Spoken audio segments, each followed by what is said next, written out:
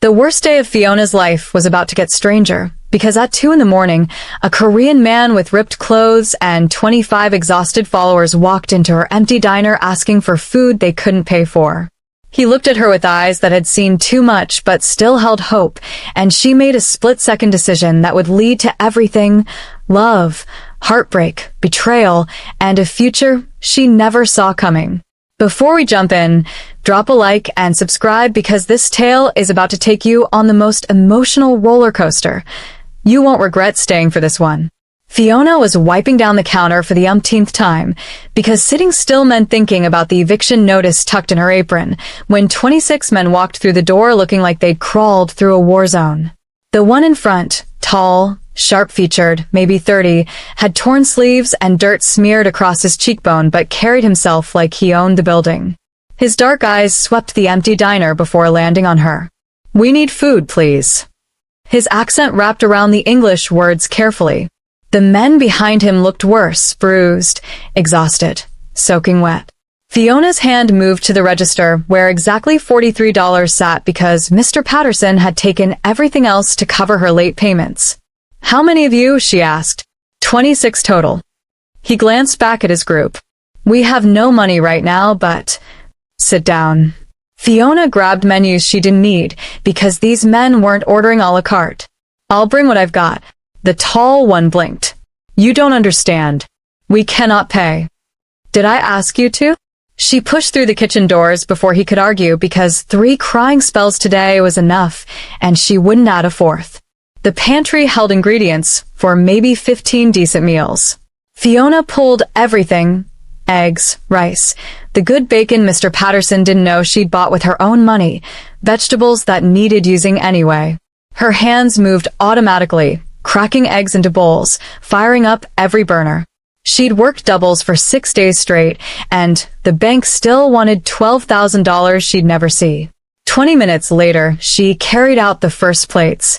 The men had spread across the diner, quiet, watching their leader who sat in the corner booth tracking her movements, like she might vanish. "It's not fancy," Fiona said, setting food in front of him. He stared at the plate: scrambled eggs, bacon, fried rice with vegetables mixed through, toast with the last of the butter. His jaw worked like he was chewing words. "Why would you do this?" "Because you're hungry." She headed back for more plates. "And I know what that feels like." For trips later, every man had food. Fiona leaned against the kitchen door and watched them eat. Really eat, not the casual bites of people with options. The tall one hadn't touched his plate yet, just kept looking from the food to her to his men. One of them, younger, baby-faced, was crying while he ate. "Boss," someone said quietly in Korean. "This is real. This is really happening." The boss picked up his fork. He took one bite, closed his eyes, and Fiona saw his throat bob. When he opened his eyes again, they were wet. She turned away and started washing dishes, because watching felt intrusive. The kitchen was almost clean when he appeared in the doorway. Up close, he was younger than she'd thought, maybe 28, with tired eyes that had seen too much. "What's your name?" he asked. "Fiona." "Yours?" "Sian-woo." He said it carefully, like handing over something valuable. "What you did tonight. I won't forget this." "It's just food." "No." His voice dropped lower. "It's not." Something in his tone made her look up. He stood there in torn clothes, dirt on his face, looking at her like she'd rearranged his universe. "We should go," he said finally. "But I'll come back. I promise you that. You don't owe me anything." His smile was sad. "That's where you're wrong." The 26 men filed out into the rain. Sian-woo was last, pausing at the door. "The food, it was the best meal I've ever had." Then they were gone, and Fiona was alone with empty plates and that stupid eviction notice and the weirdest feeling that something had just shifted in her life. She locked up at 3:15 and walked home in the rain, because her car had died last month. The apartment building looked worse in the dark: peeling paint, broken railings, the landlord's latest threat taped to her door. 5 days left. Inside, her phone buzzed. Unknown number. "You helped me when I had nothing. I don't forget debts. JH." Fiona read it twice before putting the phone down. She didn't respond because, what would she even say? Sleep didn't come. She lay in bed replaying those dark eyes, that careful English, the way he looked at a plate of eggs like it was treasure. Morning brought Mr. Patterson's call. Fiona? Don't bother coming in today. I'm selling the diner. Her stomach dropped. What? Found a buyer. Real estate developer wants the lot. I'm done bleeding money. He paused. Sorry, kid. You've got until Friday to clear your stuff out. The line went dead. Fiona sat on her bed, phone in hand, and tried to remember when her life had become a series of doors slamming shut. Nursing school had cost everything, and she'd still dropped out when Mom got sick. The medical bills had taken the house. Dad's life insurance had covered the funeral and nothing else. The diner job was supposed to be temporary, 3 years ago. Her phone buzzed again. Can we meet? I have something to discuss. JH. She almost deleted it. Almost. But rent was due in 5 days and the diner was gone. And what exactly did she have to lose? Where? Send me your address. I'll come to you. 30 minutes later, a black car pulled up that definitely didn't belong in her neighborhood. Sian-Woo stepped out wearing clean clothes, dark jeans, a simple jacket, but he'd cleaned up. The bruises on his face looked worse in daylight. You live here? He looked at the building with those sharp eyes. For 4 more days, yeah. Fiona crossed her arms. What do you want? To repay my debt. He pulled an envelope from his jacket. This should cover. I don't want your money. It's not a gift. It's what I owe you. He held it out. Please. No. She stepped back.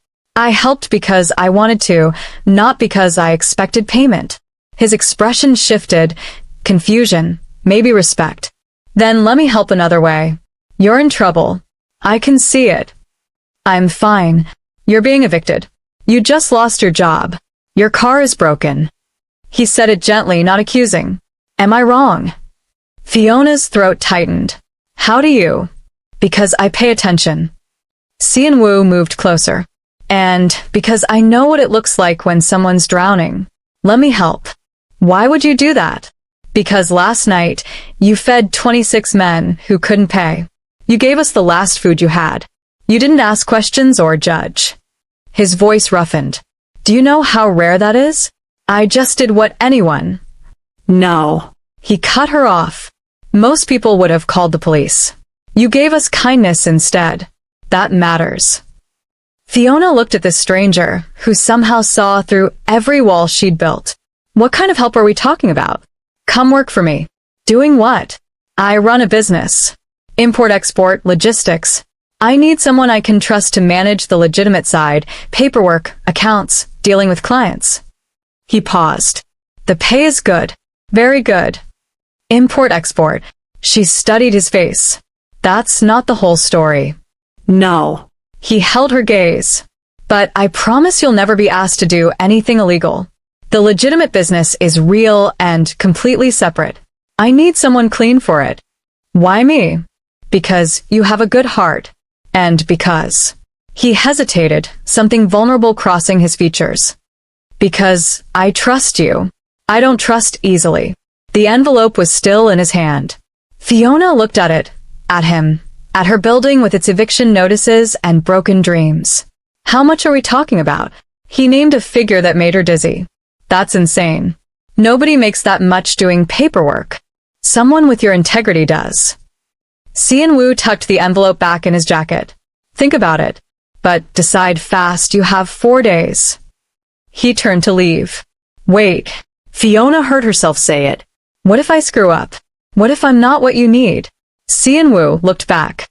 Last night, you fed strangers with the last food you had. You're exactly what I need.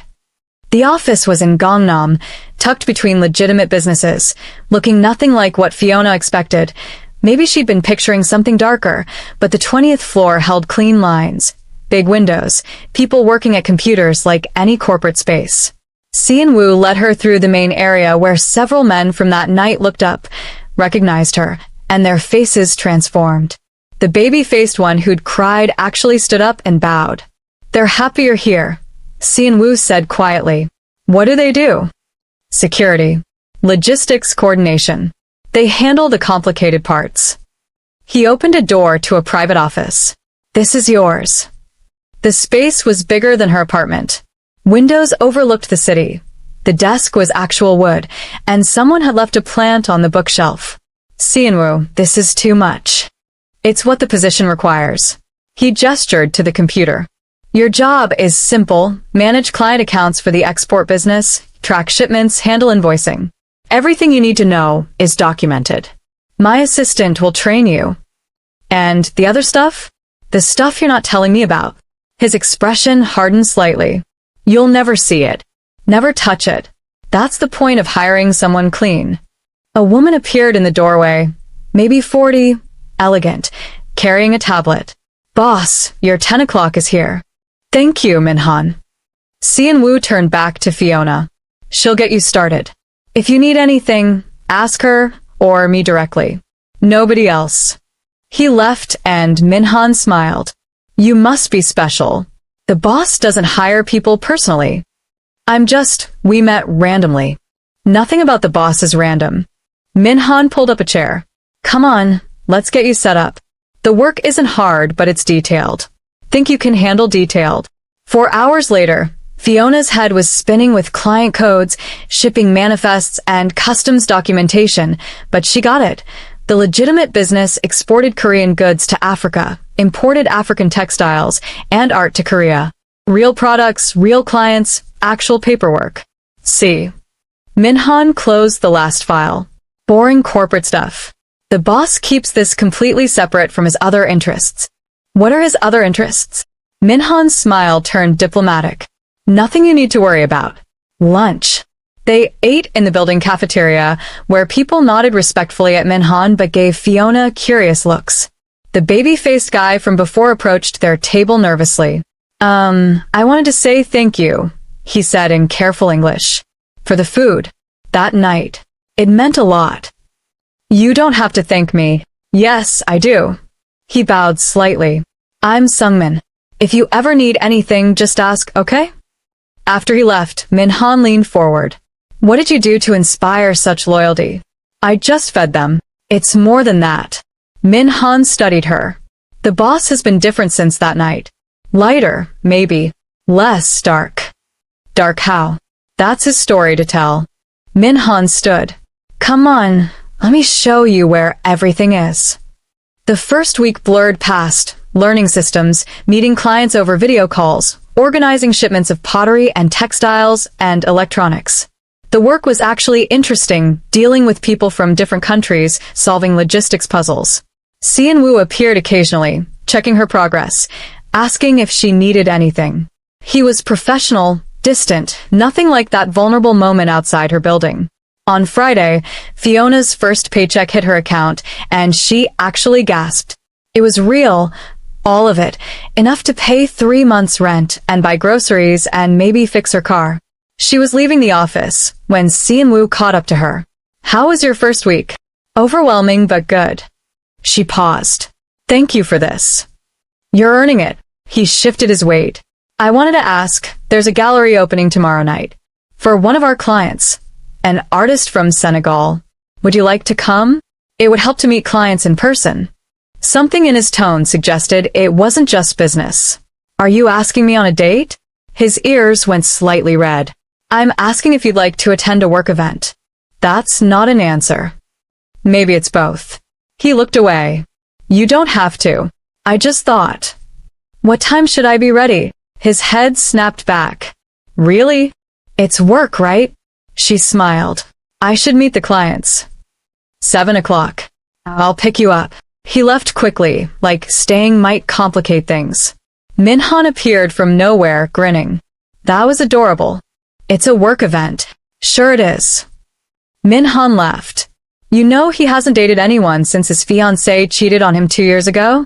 He's been frozen since then. Fiona's stomach flipped.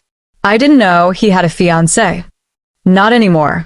She was sleeping with his business partner. Found out 3 weeks before the wedding. The boss, it changed him. Made him harder. Minhan touched her arm. But since meeting you, he smiles sometimes. That's something. Saturday evening, Fiona stood in her apartment staring at her closet. Everything was either worn out or too casual for a gallery opening. She ended up in the one decent dress she owned, simple, black, a little too big because she'd lost weight when money got tight. Sian-woo arrived exactly at 7, wearing a dark suit that probably cost more than her deposit, and froze when he saw her. "Is this okay?" Fiona asked. "I don't have anything fancier." "You look beautiful." He said it quietly, definitely. "Come on." The gallery was in Itaewon, full of art and important-looking people sipping wine. Sian-woo kept a hand on her lower back, guiding her through the crowd, introducing her to clients who seemed delighted to meet her. The artist, a tall man named Kofi with gentle eyes, shook her hand warmly. "Sian-woo says you're brilliant with the logistics.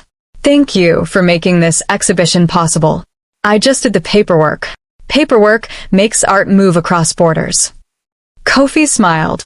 "That's magic too." They wandered through the paintings, stunning pieces full of color and movement. Fiona stopped in front of one showing a woman standing in rain, head tilted back, arms spread wide. "That's my favorite too," Sian-woo said beside her. "She looks free. Or maybe learning to be." He looked at her instead of the painting. "Can I tell you something?" "Sure." "That night at the diner, I'd just lost everything. My business partner stole from me, disappeared with 2 years of profits. My team and I had been tracking him for 3 days, no food, no rest. We had nothing." His voice went rough. "And then you fed us.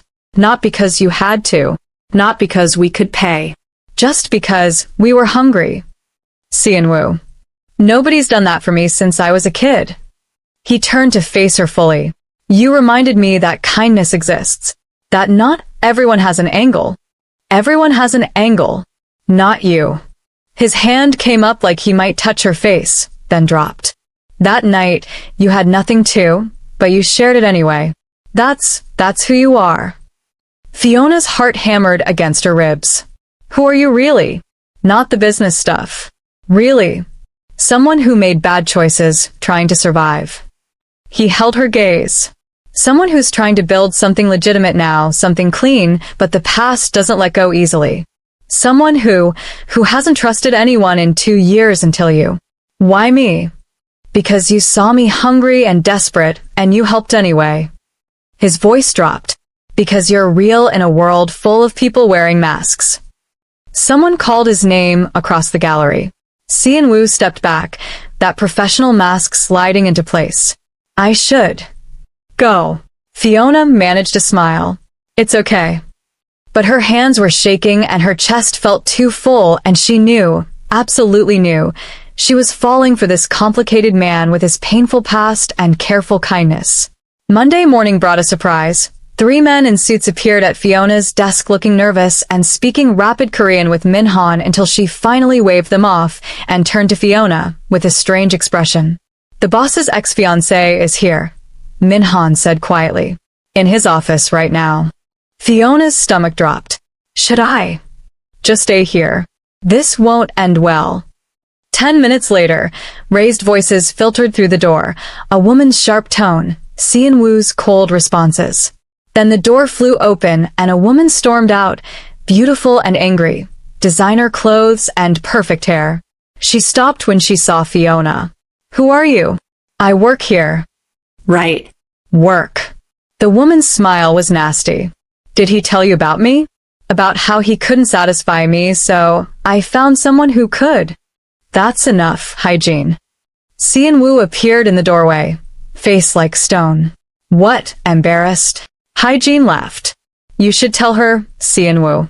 Tell her how you're married to your business, how there's nothing warm inside you, how I waited 2 years for you to actually see me. You cheated with my partner and stole company secrets." His voice could have cut glass. "Don't rewrite history. I fell in love with someone who actually cared about me. You fell into bed with someone for money." Sian-woo stepped closer. "Why are you here?" "Because Taesung left me." Hygiene's voice cracked. "Took everything and disappeared, just like he did to you. And I made a mistake. You made a choice. I want to fix this." "Us." We were good together before. We were never good together. I was just too stupid to see it. Sian-woo glanced at Fiona, something apologetic in his eyes. You need to leave. Who is she? Hygiene followed his glance. Your new project? Does she know what you are? She knows enough. Sian-woo's hand settled on Fiona's shoulder, warm and steady. And she's worth 10 of you. Hygiene's face twisted. You'll regret this. The only thing I regret is wasting 2 years on you. He guided Hygiene toward the elevator. Lose my number. Lose my address. We're done. After she left, the office stayed quiet. Sian-woo stood by the windows, shoulders tense. Fiona approached carefully. Are you okay? I'm fine. That's not true. He turned, and his eyes were full of old hurt. She's right about some of it. I was married to the business. I didn't make time for her. I thought working hard, building something was enough. It wasn't. That doesn't excuse what she did. No. He moved closer. But it taught me something. That money and success mean nothing if you're alone. That I was building an empire and forgetting to build a life. And now I'm trying to do better. His hand came up, fingers brushing her cheek, so gently it made her chest ache.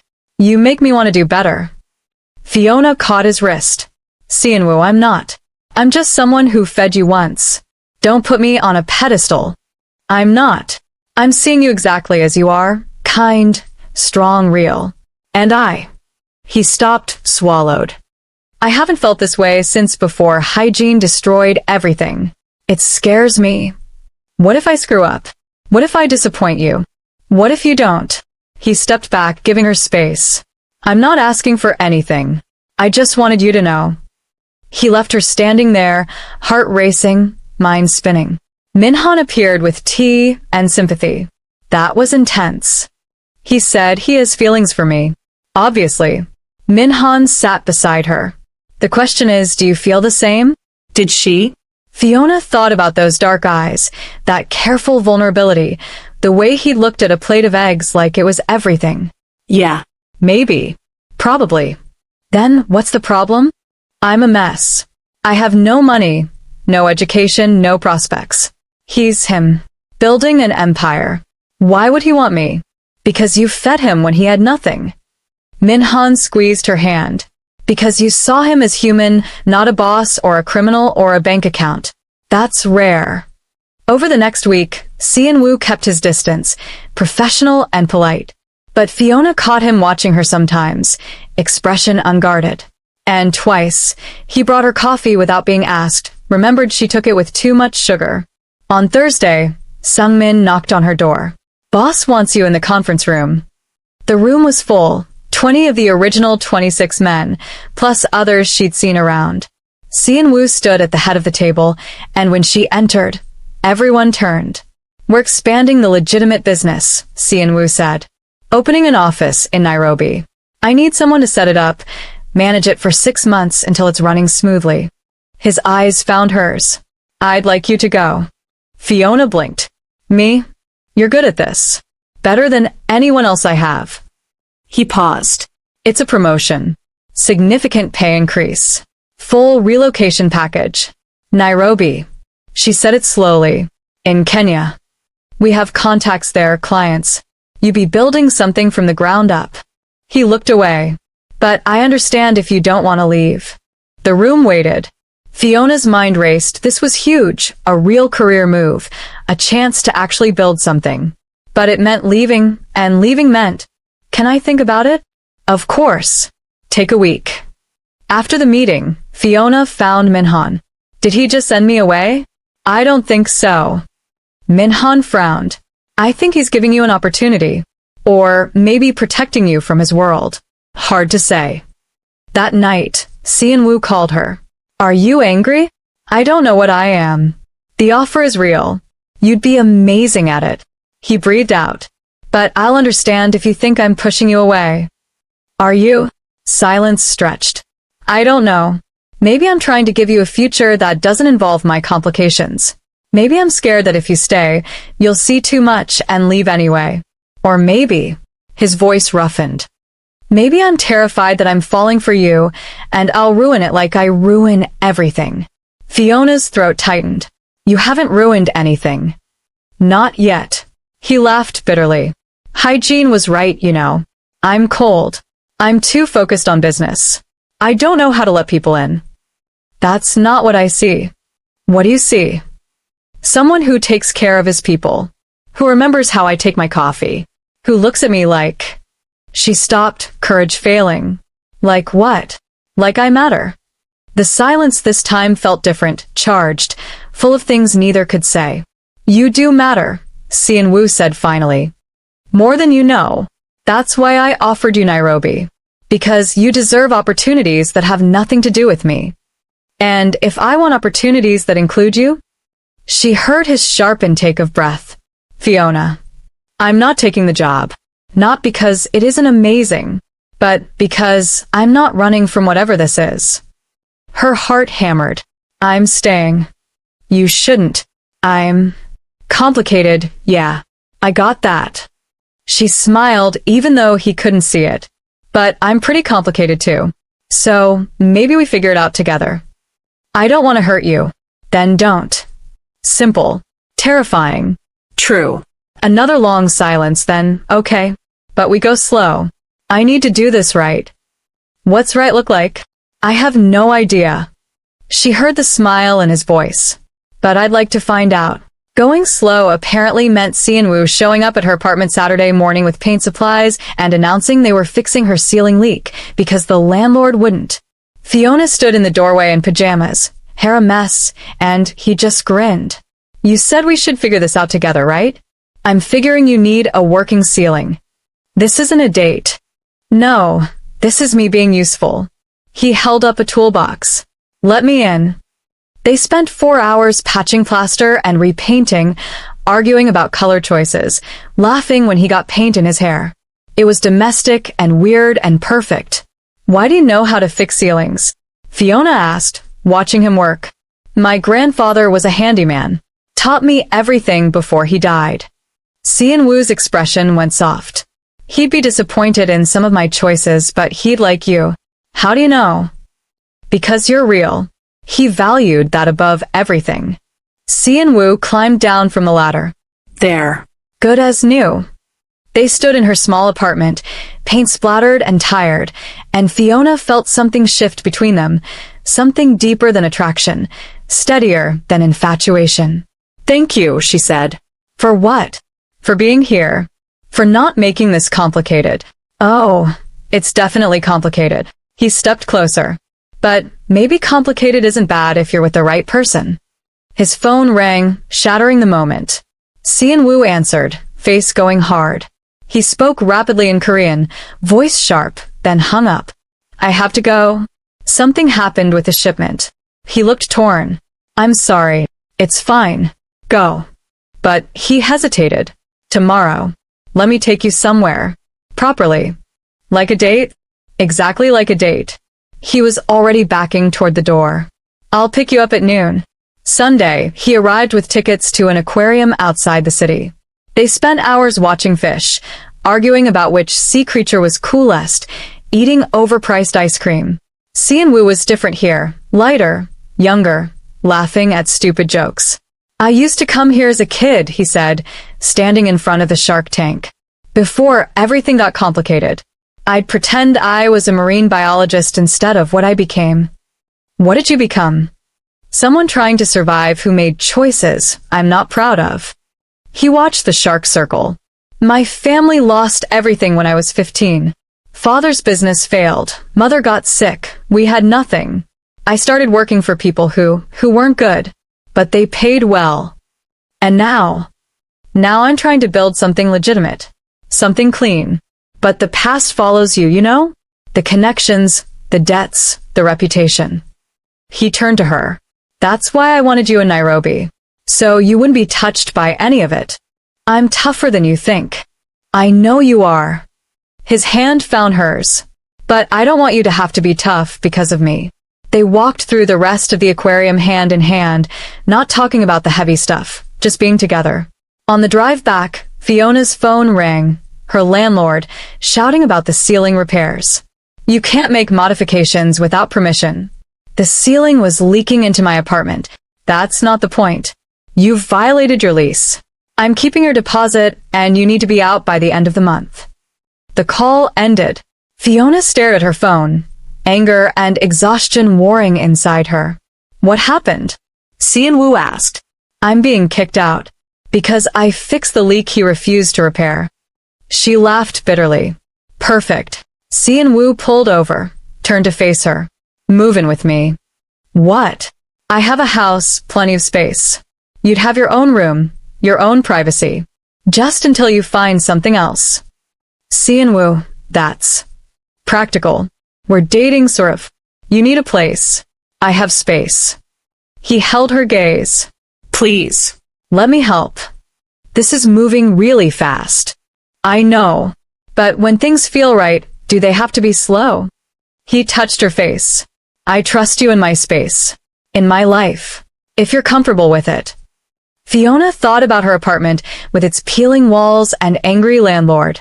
About this man who fixed her ceiling and held her hand in aquariums and looked at her like she was precious. Okay, but I pay rent. No, I pay something or I don't move in. She crossed her arms. I'm not a charity case. You're the least charity case person I've ever met. He smiled. Fine. $1 a month. Wu. Take it or leave it. She took it because arguing was pointless and because the idea of waking up in the same house as him made her stomach flutter in ways she didn't want to examine. Moving day, Sungmin and 5 others showed up to help. They carried her stuff, which wasn't much, into Wu's house in Gangnam, a beautiful traditional modern hybrid with a garden and actual art on the walls. Her room was huge, decorated in soft colors, with big windows overlooking the garden. This is too nice, Fiona said, standing in the doorway. This is what you deserve. Wu leaned against the wall. Make it yours. Change anything you want. That night, they ate dinner together in his kitchen, takeout because neither could cook well, and it felt shockingly normal. Easy. Thank you for this, Fiona said. Thank you for trusting me enough to be here. He reached across the table, laced his fingers with hers. I know my life is complicated, but having you in it makes everything better. Even when I'm eating noodles at your expensive dining table? Especially then. Later, Fiona lay in bed in her new room, listening to the house settle, and tried to process everything. 2 months ago, she'd been broke and desperate. Now she had a job, a beautiful place to live, and a man who looked at her like she hung the moon. It felt too good. Like something had to give. Her phone buzzed. Wu. Can't sleep. Want to watch something terrible in the living room? She found him on the couch in sweatpants and a t-shirt, looking nothing like a boss and everything like someone she could fall completely in love with. They watched a terrible action movie, arguing about plot holes, and halfway through, Fiona's head ended up on his shoulder. His arm came around her, warm and secure. This is nice, he said quietly. Yeah. It really is. I could get used to this. Coming home to you. Fiona's heart stumbled. Wu. I know. Slow. I'm going slow. But his arm tightened. Doesn't mean I can't enjoy it. Monday at work, Hygiene appeared again, angrier this time, confronting Fiona in the break room. You think you're special? Hygiene's voice dripped venom. You think you're different? He'll get bored of you too. That's what he does. I don't think I'm special. I just think I'm honest. Honest. Hygiene laughed. You're living in his house, working in his office, playing his perfect little girlfriend. You're just another employee. And you're a cheater who's mad she got caught. Fiona met her eyes steadily. Whatever you and Wu had, it's done. Move on. He'll never love you. Not really. His heart is frozen. Then I guess I'll just have to be patient while it thaws. Hygiene left furious, and Fiona stood there shaking because confrontation wasn't her strong suit. Minhan appeared with coffee and approval. That was well done. She needed to hear it. Did I just make an enemy? You already had one. You just stopped pretending otherwise. Minhan smiled. The boss is going to love this story. But when Fiona told him that night, Si-Woo's face darkened. She confronted you at work? It's fine. I handled it. It's not fine. She's harassing you because of me. He paced the kitchen. I should. You should do nothing. I can fight my own battles. He stopped, looked at her. I know you can, but I don't want you to have to. That's not how life works. It should be. He came closer. You shouldn't have to deal with my ex-fiancé's jealousy. Hey. Fiona caught his hand. I chose this. I chose you, complications included. That means dealing with jealous exes sometimes. You chose me. He said it like testing the words. Yeah. I did. She squeezed his fingers. So stop trying to protect me from every little thing. I'm here because I want to be. Something shifted in his expression. Relief, warmth, vulnerability. I don't deserve you. Probably not. She smiled. But you're stuck with me anyway. 3 weeks of living together, and they'd fallen into a rhythm that felt dangerously like forever. Si-Woo made terrible coffee every morning but tried anyway. Fiona left her books everywhere, and he never complained. They cooked disaster dinners together and ordered pizza when everything burned. It was easy. Too easy. We should talk about what happens next, Fiona said one night, curled on the couch while he worked on his laptop. Next. This. Us. What are we doing? Si-Woo closed the computer. What do you want to be doing? I don't know. I like what we have. But I also know this isn't permanent.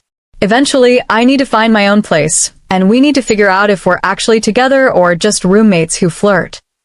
I don't flirt with my roommates. He moved closer. And I don't want you to leave, Si-Woo. I know it's fast. I know it's complicated. But having you here, coming home to you, eating terrible dinners together, it's the best thing in my life. He took her hands. I'm falling for you. Past tense. Already fell. Just needed to catch up with saying it. Fiona's throat closed. That's terrifying. I know. What if we screw this up? Then we'll screw it up together. He brushed hair from her face. But I'd rather try and fail than never try at all. I did safe with hygiene. Look how that ended. I'm not her. I know. You're real and honest, and you make me want to be better. His thumb traced her cheekbone. So yeah, I'm all in if you are. I'm scared. Me too. He smiled. But maybe that means it matters. She kissed him then, soft and careful, and he froze for half a second before kissing back. It was gentle, testing, full of promise instead of heat. When they pulled apart, he rested his forehead against hers. I've wanted to do that for weeks. Just weeks? Okay, since you fed me eggs in that diner. He laughed quietly. You were so fierce, so determined to help. I thought you were the most beautiful person I'd ever seen. I was a mess. You were magnificent. He kissed her again, a little deeper. And you still are. They stayed up talking until 3 in the morning, sharing histories and fears and hopes. Fiona told him about nursing school, her mother's illness, the medical bills that destroyed everything. Si-Woo told her about his father's suicide, his mother dying of heartbreak, the choices he'd made to survive that haunted him still. I'm not a good man, he said quietly. I've done things I can't undo. You fed your people when you had nothing. You're building legitimate businesses. You're trying. Fiona held his face. That's what matters. Not the past, but what you do now. You make me believe I can be better. You already are. Word got twisted when news spread that they were together. Some people were supportive. Others whispered that Fiona had slept her way into her position.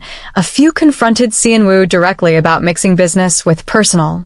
He shut it down fast. Fiona earned her position before we started dating. Anyone who has a problem with that can find employment elsewhere. But it bothered her. Min-Han found her hiding in the supply closet one afternoon, frustrated and near tears. They think I'm using him. They're jealous. Min-Han sat beside her. You're good at your job, the boss is crazy about you, and you're genuinely nice. That's a lot for insecure people to handle. Maybe I should quit. Don't you dare. You've worked too hard to let gossip run you off. Minhan bumped her shoulder. Besides, the boss would be devastated. I've never seen him this happy. That night, Xianwu found her sitting in the garden, staring at nothing. He sat beside her without speaking, just present. People at work think I'm sleeping with you for career advancement, Fiona said finally. I know. I'm handling it. How do you handle people believing lies? By knowing the truth and not caring what they think. He took her hand. You earned everything you have. Anyone who can't see that isn't worth your energy. What if they're right, though? What if I wouldn't have this job without you? You would have found something else. Someone else would have recognized your talent. He turned her to face him. I didn't give you anything you didn't deserve. I just gave you an opportunity you'd already earned. You're biased. Completely. He smiled. But I'm also right. The next day, Xianwu called an all-staff meeting and announced Fiona's promotion to Director of International Operations, a position that came with a significant team, real authority, and no room for anyone to claim it was favoritism. This promotion is based on merit, he said, looking directly at the people who'd been whispering. Fiona has increased our African market share by 40%, secured 8 new clients, and streamlined operations. If anyone has concerns about her qualifications, they can review the quarterly reports. Or leave. Nobody left. But the whisper stopped. That weekend, Xianwu surprised her with a trip to Jeju Island, just the two of them. They walked on beaches, ate too much seafood, explored caves and waterfalls. On their last night, standing on the shore watching the sunset, he said, I want to tell you something. Okay. After hygiene, I thought I was done. Done trusting, done trying, done believing love could be real. He faced her. Then you fed me eggs in a diner and proved me wrong about everything. Fiona's eyes stung. Xianwu. Let me finish. He took both her hands. I'm not asking you to marry me. Not yet. But I need you to know that's where this is going. That when I think about the future, you're in every version of it. That's a lot of pressure. I know. But you should know what you mean to me. He pulled her closer. You saved me that night. Not just with food. With kindness when I expected nothing. And every day since, you've reminded me that good things exist. That I can be good too. You are good. I'm trying to be. For you. For us. He kissed her softly. I love you. I'm completely, terrifyingly in love with you. Fiona kissed him back, tears on her cheeks, heart so full it hurt. I love you too. Even though you make terrible coffee and you're too protective and your ex-fiancé is a nightmare. He laughed against her mouth. She is, isn't she? The worst. They stood on the beach as the sun disappeared, holding each other, and Fiona thought about that night in the diner. How desperate she'd been, how close to giving up.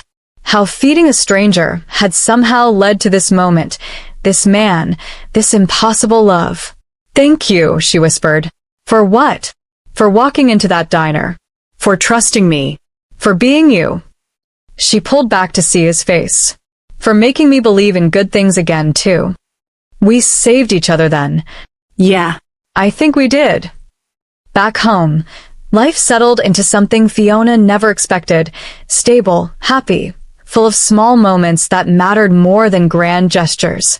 Xianwu taught her Korean. She taught him how to dance badly in the kitchen.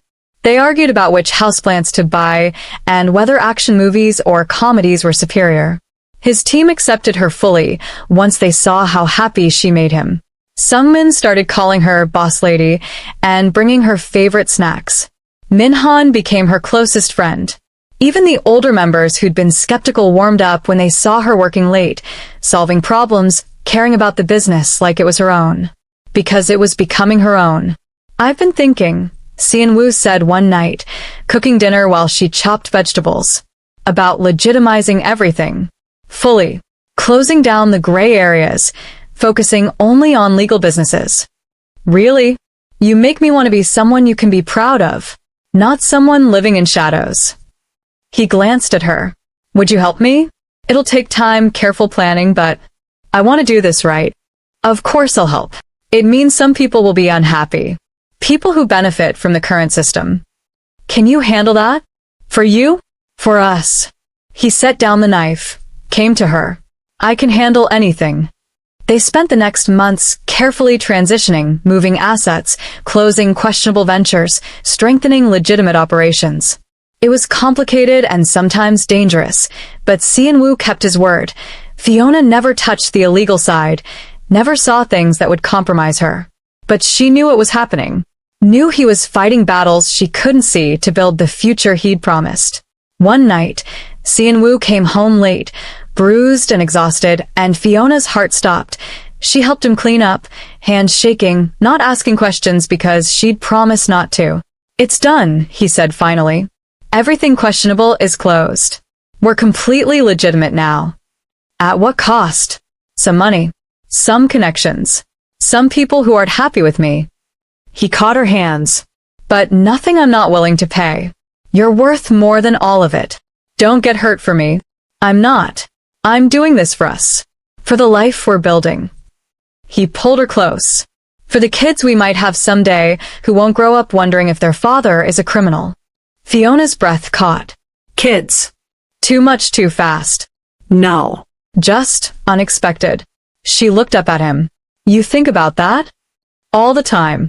You, me, a couple of kids who have your heart, and hopefully my common sense. He smiled. A real family. The kind I never got to have. What if I'm bad at it? Impossible. You'll be amazing. He kissed her forehead. But no pressure. We have time. Time became their friend. Months turned into a year, then 2. The business thrived completely above board, expanding across 3 continents. Fiona ran operations like she'd been born to it, and Sian-woo watched her with pride that bordered on worship. They fought sometimes, usually about him taking risks he shouldn't or her working too hard. But they fought fair, talked it through, never went to bed angry. On their 2-year anniversary of the diner meeting, Sian-woo took her back to that same restaurant, now under new ownership, but still serving breakfast at 2 in the morning. Remember this? He asked. How could I forget?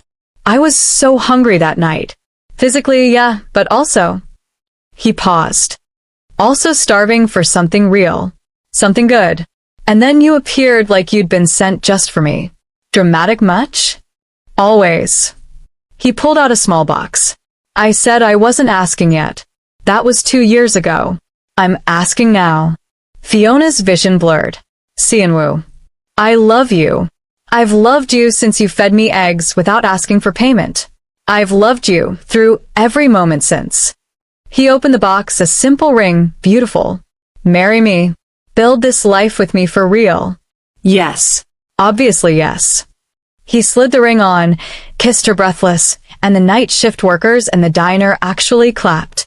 They married 6 months later in a small ceremony with the team, Minhan, and a few close friends.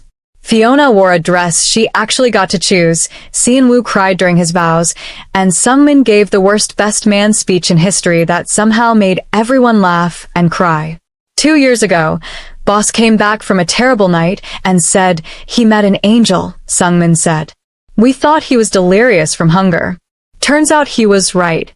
Fiona's the best thing that ever happened to him. To all of us, actually, because he's way less scary now. Everyone laughed. Sian-woo pulled Fiona closer. She saved me, he said quietly, just to her. In that diner, with those eggs, by just being kind when I expected nothing. Everything good in my life started that night. We saved each other. Yeah. We really did. Years passed 3, 5, 7. They had twin girls with Sian-woo's eyes and Fiona's smile, bought a bigger house, expanded the business to 12 countries. The diner meeting became family legend, the story told at every birthday and holiday. Mama fed 26 hungry men with the last food she had, Sian-woo would tell the girls. Because that's who your mama is, someone who gives when she has nothing, who sees people instead of problems, who makes everything better just by being herself. Papa cried eating eggs. The girls would giggle. I absolutely did. Best eggs I ever had. Sometimes, late at night when the house was quiet, they'd sit in the garden and remember. Do you ever regret it? Fiona asked once. Taking a chance on the broke waitress? Every day, Si-Wu said seriously. Then he grinned. I regret that I didn't find you sooner. Sap. You're sap. He kissed her. For the rest of forever. Their business became a model for ethical operations. Their family grew. Their love deepened. And every year on the anniversary of that night, they went back to the diner, now owned by Sungmin after Si-Wu bought it for him, and ordered eggs. To the night that changed everything, Si-Wu would say. To being hungry and desperate and finding each other anyway, Fiona would add. To kindness when it's least expected. To love that saves you. They'd eat terrible diner eggs that somehow tasted perfect, hold hands across the table, and remember how a broke waitress and a desperate man had found each other in the middle of the night and built something beautiful. 2 months after their 7th anniversary, Si-Wu came home at midnight with his jaw set in that way that meant trouble. Fiona looked up from her laptop, stomach dropping before he even spoke. The Chinese contract is gone, he said flatly. 3 months of development, every detail, every contact. Someone leaked everything to Ha-Sung. Ha-Sung, Si-Wu's biggest competitor, the one who'd been trying to destroy their business for 5 years. Fiona set her laptop aside. How is that possible? We have security. Internal leak. Had to be. Si-Wu paced the living room. The files were accessed from your login 2 days ago. Everything stopped. What? Your company login. 3 separate times between midnight and 2 in the morning. He wouldn't look at her. The security logs don't lie. I was home with the girls. You know I was home. Fiona stood, heart hammering. Si-Wu, look at me. He did, finally, and his eyes were full of pain and something worse. Doubt. I know what the evidence says. But I also know you were here.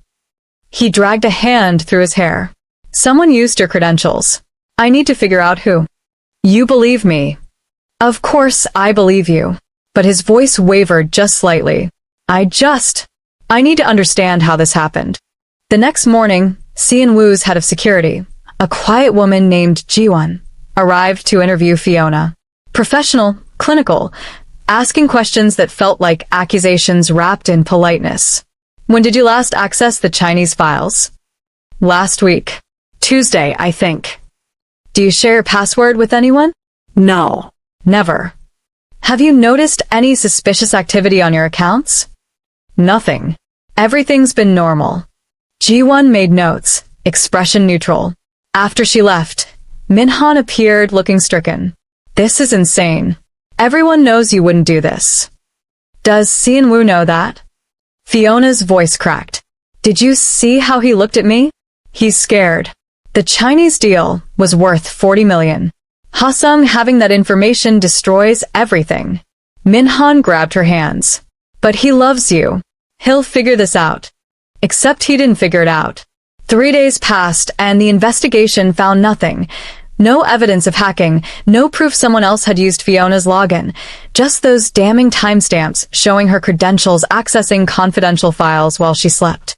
Si-Wu moved into the guest room. He claimed it was to work late without disturbing her, but Fiona knew better. The doubt had wormed into his brain, whispering poison. She found him in his office at 2 in the morning, surrounded by files. You think I did it, she said quietly. No. He looked up, exhausted. I don't think you deliberately leaked anything. But you think I did something. Made a mistake, got careless. I think someone is setting you up. He stood, came around the desk. But I also can't ignore the evidence. Your login, your access times, no sign of external breach. So, what? I'm guilty until proven innocent. That's not fair. None of this is fair. Fiona's voice rose. I've spent 7 years building this business with you. 7 years proving I'm trustworthy. And one security log erases all of that. $40 million erases a lot. He said it quietly, then seemed to realize how it sounded. I didn't mean. Yes, you did. She stepped back. You married the broke waitress, and now you're wondering if she sold you out. Fiona. I'm sleeping in the guest room. You can have our bed back. She left before he could respond because staying meant crying, and she wouldn't give him that. The office became unbearable. People whispered, avoided her eyes, stopped including her in meetings. Even Sungmin, who'd always been friendly, kept his distance. Only Minhan stayed loyal. This is garbage. You didn't do anything wrong. Tell that to everyone else. I am telling everyone. Nobody's listening. Minhan slammed her coffee down. There's something wrong here. The evidence is too clean. What do you mean? I mean someone wanted you to look guilty. Someone who knows the systems well enough to make it believable. Minhan leaned closer. Has Sian-woo considered that? He's considering that his wife destroyed everything he built. That night, Sian-woo tried to talk to her. Fiona was packing a bag, just some clothes, her laptop, things she'd need. Where are you going? His voice was tight. My own place. I can't stay here while you decide whether to believe me. I do believe you. No, you don't. Or you wouldn't have moved into the guest room. You wouldn't look at me like I'm a stranger. She zipped the bag. I love you, but I won't stay somewhere I'm not trusted. The girls, I'll see them every day, but I can't live with someone who thinks I betrayed them. Her voice broke. Even if that someone is you. She left before he could stop her, drove to a hotel, and finally let herself fall apart. 7 years of marriage, of building a life together, shattered by security logs and doubt. Her phone rang constantly, Sian-woo, Minhan, even Sungmin.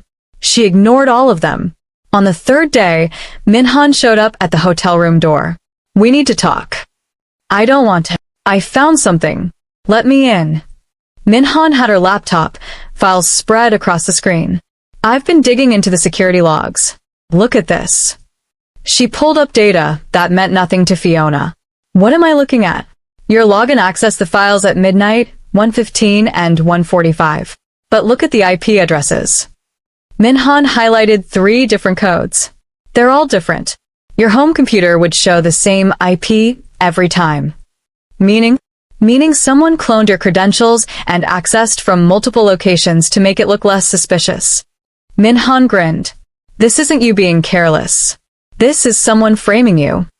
Can you prove it? I'm working on it. These IP addresses are masked, but I'm tracing them through the network. She squeezed Fiona's hand. You were right. Someone set you up. Hope flickered, dangerous and painful. Does Sian-woo know?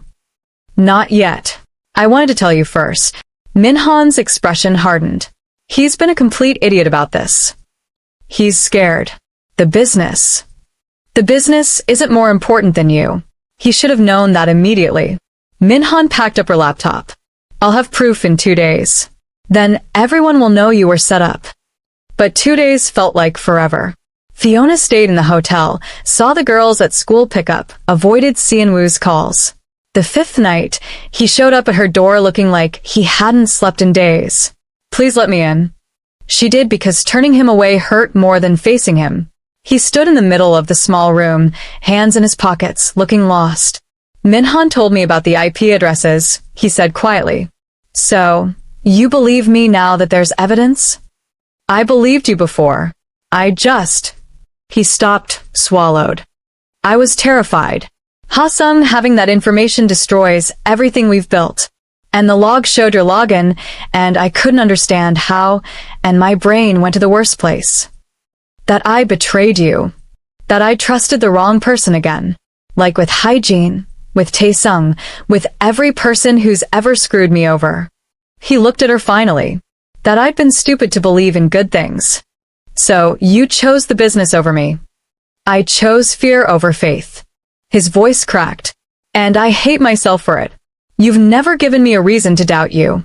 Not once in 7 years. But I let old wounds override everything I know about who you are. Fiona's eyes burned. Do you have any idea how that felt? Having you look at me like a stranger? Like everything we built meant nothing? I'm sorry. God, I'm so sorry. He moved closer, but didn't touch her. I don't have an excuse. I was wrong. Completely, terribly wrong. Sorry doesn't fix this. I know. He looked wrecked. But I'm asking anyway. Please come home. Let me prove I can do better. I can't just forget that you doubted me. I'm not asking you to forget. I'm asking for a chance to earn your trust back. He finally reached for her hand. I love you. That never changed, not for a second. I just let fear make me stupid. Minhan is tracing the real leak. When she finds them, then we'll deal with it. Together. He squeezed her fingers. But, regardless of what she finds, I should have trusted you immediately. You're my wife. My partner. The person who's never let me down. And I failed you. Fiona pulled her hand back. I need time. How much time?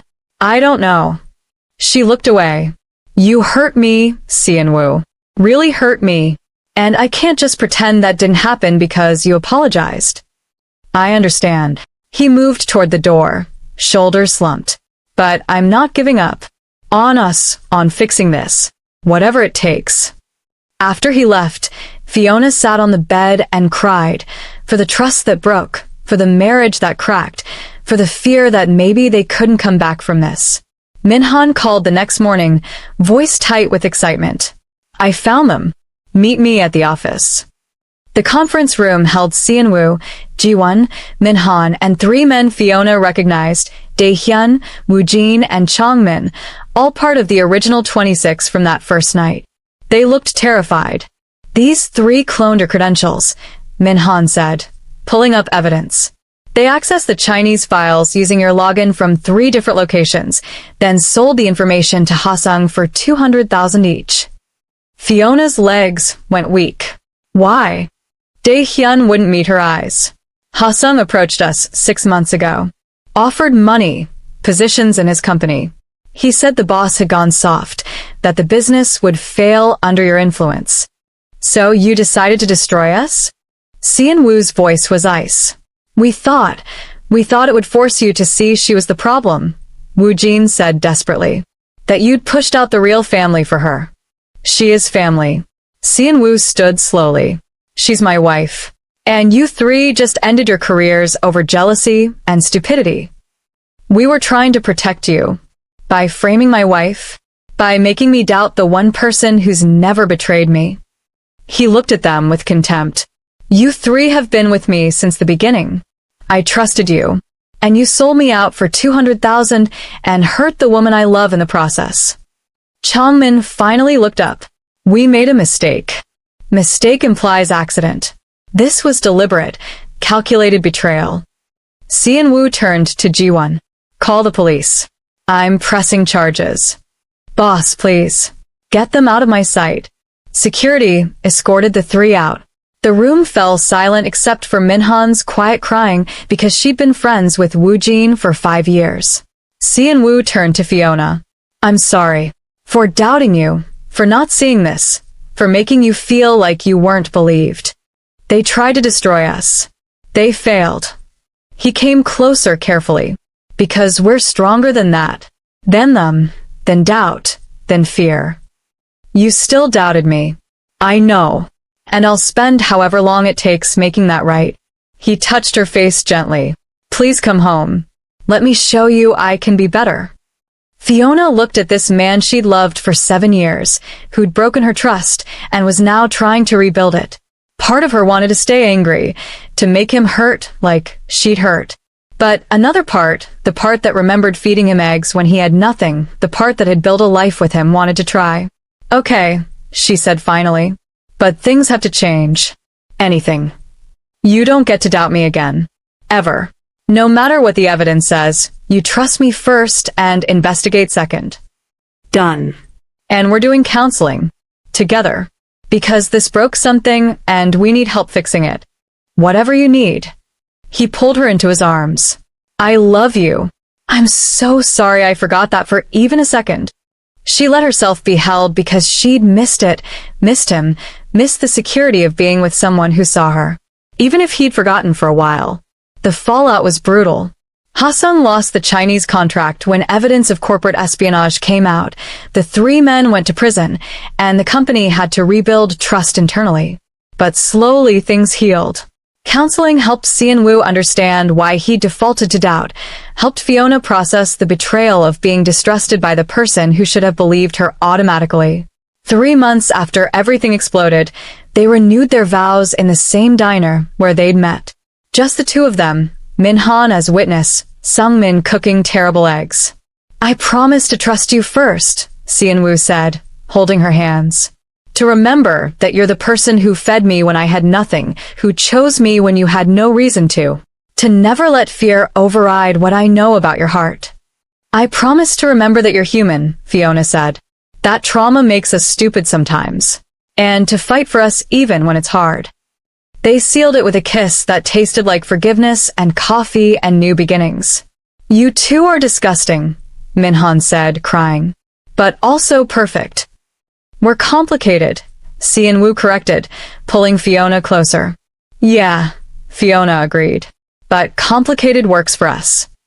Because love isn't just the easy moments, it's the fights and the doubt, and the choice to stay anyway. It's rebuilding trust after it breaks. It's choosing each other even when fear whispers poison. And sometimes, it's remembering that the person who fed you eggs in a diner 8 years ago is still the same person who'll fight beside you through everything else." That night, back home with the girls asleep upstairs, they sat in the garden like old times. "I really am sorry," Sianwoo muttered. "For all of it." "I know." Fiona squeezed his hand. "And I forgive you. But don't make me regret it. Never again." He kissed her temple. "You're stuck with me now. Trust issues and all." "Good thing I'm stubborn then." "The best thing, actually." They sat in comfortable silence, holding hands, watching stars appear. The business would recover, the scars would fade, and they'd keep building the life they'd started in a diner with nothing but eggs and faith. Because that's what they did. They showed up hungry and broken, fed each other in whatever way was needed, and trusted that together was better than apart. Even when trust wavered. Even when doubt crept in, and the world tried to break them. Listen, if this story grabbed you even a little, maybe hit that like button or drop a comment about which part got you most. Your support means everything and helps me keep bringing these stories to life. Thanks for watching.